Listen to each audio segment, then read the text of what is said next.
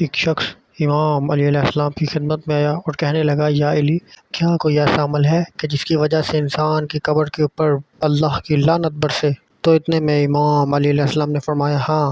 ایک ایسا عمل ہے کہ جس عمل کی وجہ سے لوگوں کی قبر پر اللہ کی رحمت نہیں برستی، بلکہ وہ اللہ کی دشمنی کو مول لیتے ہیں اور اللہ کی لعنت ان کی قبر پہ آ کر برستی ہے۔ تو وہ شخص کہنے لگا، یا علی، وہ عمل کون سا ہے؟ تو امام علیہ السلام نے فرمایا، وہ عمل یہ ہے کہ جو بھی انسان اللہ کی مخلوق کا دل توڑے اور ان سے قطع تعلقی کرے اور ان پر ظلم کرے، تو اس کی وجہ سے اللہ تعالیٰ اس بندے سے ناراض ہوتا ہے، اور اللہ کے ہاں اس گناہ کی بہت بڑی سزا ہے۔ جب بھی وہ بندہ مرتا ہے تو اس کی قبر میں اس طرح کا سخت عذاب ہوتا ہے کہ وہ بندہ اللہ کی پناہ مانگتا ہے اور کہتا ہے، کاش مجھے دوبارہ زندگی ملے تو میں اللہ کا فرمان اور اس کی مخلوق کی محبت کو اپنے دل میں رکھوں اور اس گناہ سے میں آگے سے بچوں، اور قیامت والے دن جب وہ انسان اٹھے گا تو اس کے ساتھ اس کے اعمال بد ہوں گے، اس وجہ سے اس کے جسم سے بدبو آئے گی، اور وہ جہاں سے بھی گزرے گا لوگ اسے پہچان لیں گے،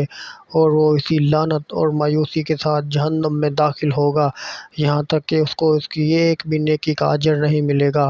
اے بندہ خدا، اگر تم چاہتے ہو کہ تمہاری آخرت بھی سنور جائے اور تمہاری قبر کے اوپر کوئی عذاب نہ ہو، تو اللہ کی دشمنی سے بچو اور اللہ کی مخلوق کے ساتھ حسن سلوک کیا کرو۔